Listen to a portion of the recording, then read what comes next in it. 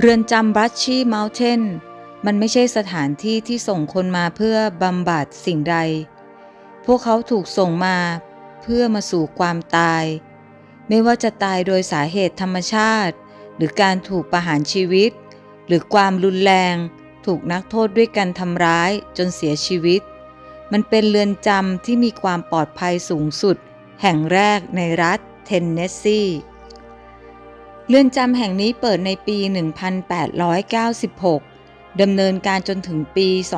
2009 แล้วก็ได้ทำการปิดร้างประมาณ 9 ปี จนปี 2018 ได้เปิดเป็นสถานที่ท่องเที่ยวอีกครั้ง เดิมตั้งอยู่บนพื้นที่ 286 เอเคอร์ แต่ปัจจุบันได้แบ่งพื้นที่ 200 เอเคอร์ ให้กับอุทยานแห่งชาติ Frozen Head ที่อยู่ติดกันจึงทำให้ตอนนี้พื้นที่ของเรือนจำเหลือเพียง 86 เอเคอร์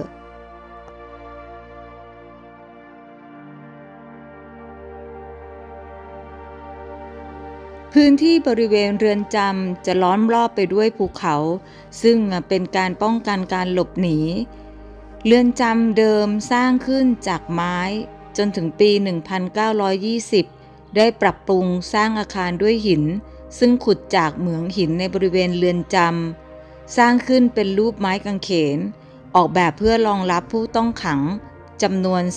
450 ถึง 600 คนแต่บางครั้งคุมขังได้เกือบ 1,200 คน ภายนอกล้อมรอบด้วยกำแพงสูง 18 ฟุต สร้างจากหินที่นำมาจากเหมืองหินในบริเวณเรือนจำส่วนผนังบางส่วนหนา 3 ฟุต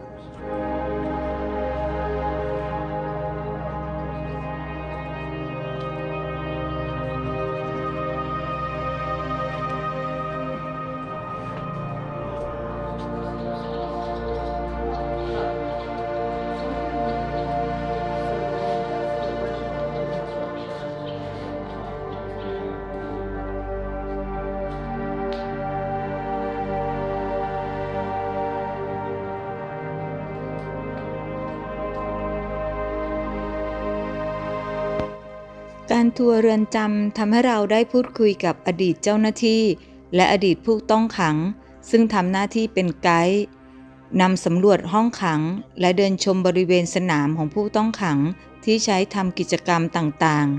ๆเป็นที่รู้จักกันเป็นอย่างดีว่าที่นี่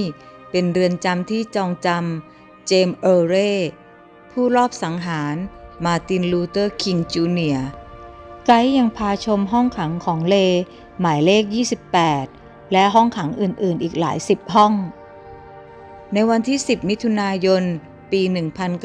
1977 เรย์ร่วมกับผู้ต้องขังอีก 6 คนปีนข้ามรั้วเรือนจำพยายามหลบหนีซึ่งเป็นการหลบหนีครั้งยิ่งใหญ่แต่เขาก็ถูกจับได้ในเวลาไม่ถึง 54 ชั่วโมงต่อมาหลังจากเขาหนีไปได้เพียง 8 ไมล์ครึ่ง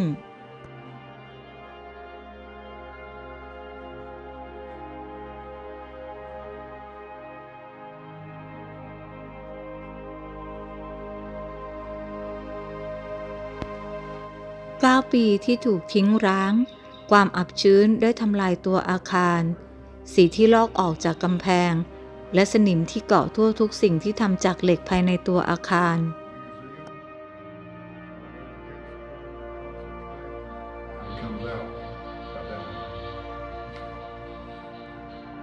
Now, anybody ever heard of the bark? This is how they got to the mines.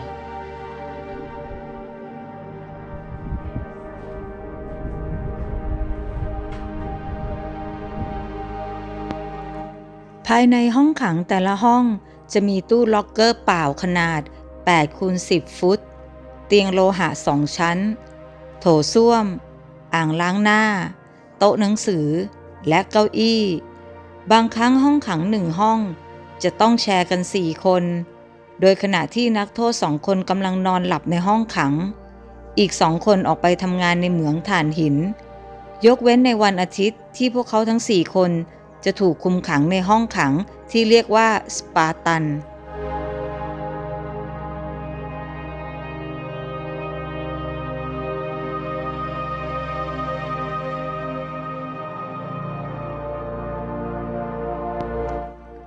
และนี่ก็คือประตูที่จะนำพานักท่องเที่ยวทุกคนเข้าสู่พื้นที่ที่เรียกว่าโรงอาหารประจำเรือนจำอย่าพลาดชมภาพกิจกรรมฝาผนังทั่วทั้งโรงอาหาร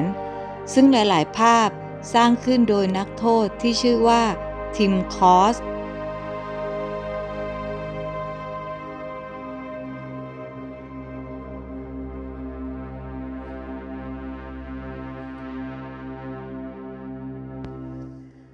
พื้นที่ตรงนี้เรียกว่าห้องเยี่ยมญาตินะคะ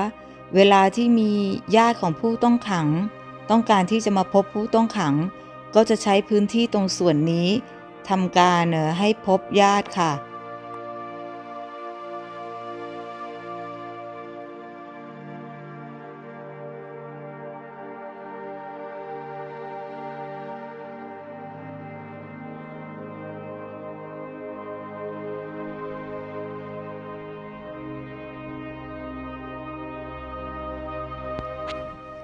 เมื่อเราเดินออกจากพื้นที่ห้องเยี่ยมญาติเราก็จะเห็นทางด้านซ้ายมือเป็นพื้นที่อาบน้ำของนักโทษที่ถูกสร้างขึ้นภายในบริเวณห้องขังตรงนี้ก็จะเป็นทางเดินไปสู่ห้องขังแต่ละห้องของนักโทษนะคะ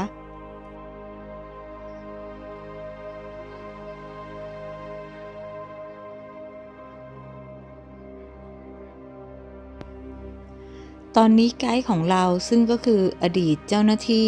ผู้ดูแลภายในเรือนจำแห่งนี้ได้พามาที่ D-Box ซึ่งคืออาคารที่กักขังนักโทษตลอดชีวิตและนักโทษที่รอการประหารชีวิต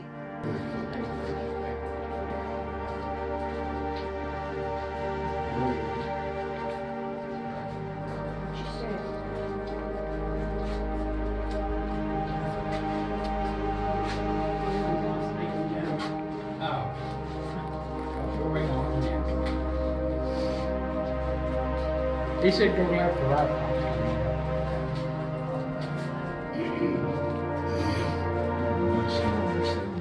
เมื่อเราเดินก้าวเข้ามาข้างใน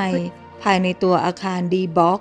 เราสังเกตได้ว่าห้องขังจะมีขนาดที่เล็กกว่าและสิ่งของที่อยู่ภายในห้องขังก็จะแตกต่างกันไม่มีล็อกเกอร์ที่ติดอยู่บนฝาผนังไม่มีโต๊ะหนังสือและไม่มีเก้าอี้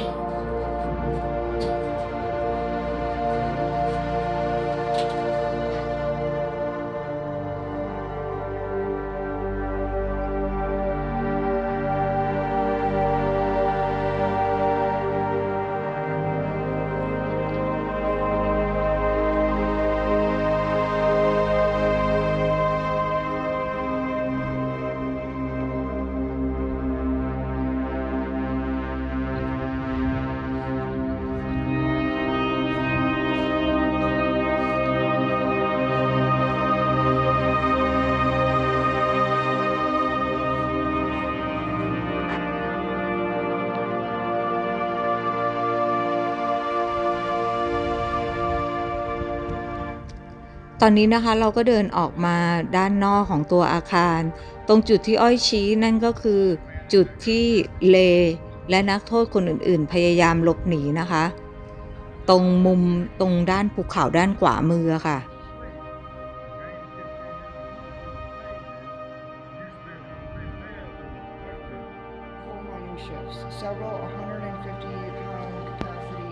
ห้องซักรีดก็จะเป็นส่วนพื้นที่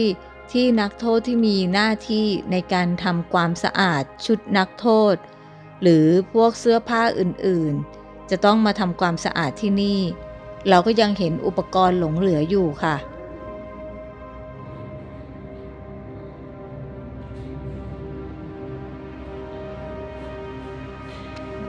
เรือนจำแห่งนี้ยังมีส่วนพิพิธภัณฑ์ซึ่งจัดแสดงเกี่ยวกับประวัติการก่อสร้างเรือนจำBrushy Mountain State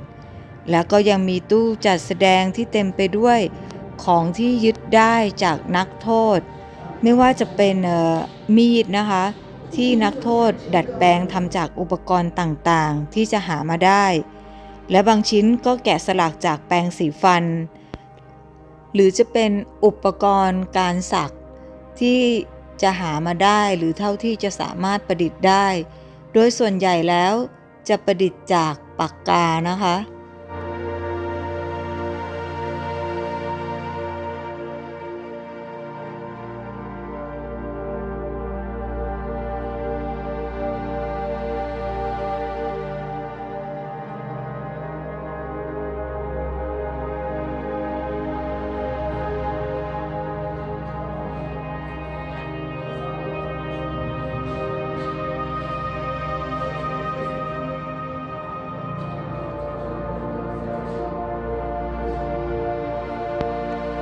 และนี่ก็คือพื้นที่ห้องขังเดี่ยว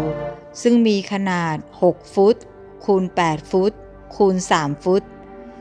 ที่สามารถจะหยุดนักโทษนะคะที่ก่อปัญหาในขณะถูกคุมขังก็จะถูกนำมาขังไว้ที่นี่ผู้ต้องขังที่ถูกขังณที่นี้นะคะจะมีชีวิตลำบากที่สุดไม่ว่าจะเป็นการถูกจำกัดทางด้านอาหารสภาพห้องขังที่คับแคบผู้ต้องขังจะได้รับหม้อคนละ2 ใบหม้อ1 ใบจะมีน้ำและหม้ออีก1 ใบก็จะใช้เป็นห้องน้ำนะคะและผู้ต้องขังก็จะต้องทนอยู่อย่างนี้อย่างน้อย30 วันค่ะต่อการลงโทษแต่ละครั้งในความมืดสนิทแล้วก็ไม่สามารถติดต่อกับใครๆได้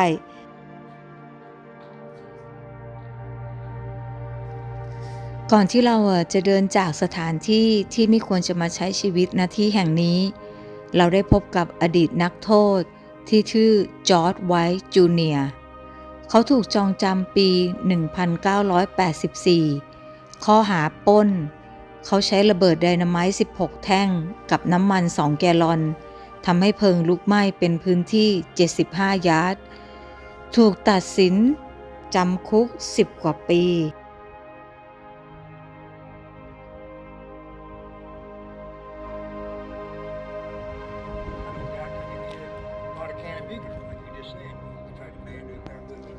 เราทราบว่าจอร์จมีรอยสักที่ได้จากขณะถูกจองจำที่นี่เราจึงขอให้เขาโชว์รอยสักที่จอร์จต้องใช้บุหรี่จำนวน2 แถวเป็นค่าตอบแทนจอร์จพูดกับเราว่ารอยสักบนแผ่นหลังคือร่องรอยความทรงจำที่เจ็บปวดน้อยกว่าความทรงจำในจิตใจที่เขาไม่เคยลืมณวันนี้เขาพร้อมอุทิศช่วงเวลาที่เหลือทำหน้าที่ไกด์เพื่ออธิบายเรื่องราวชีวิตความน่ากลัวของเรือนจำแห่งนี้ที่เปลี่ยนชีวิตเขาไปอย่างสิ้นเชิงหลังจากที่จอร์จถูกปล่อยตัวเขาก็ไม่เคยคิดจะทำผิดแม้แต่ครั้งเดียวเพราะที่นี่คือ Edge of the Line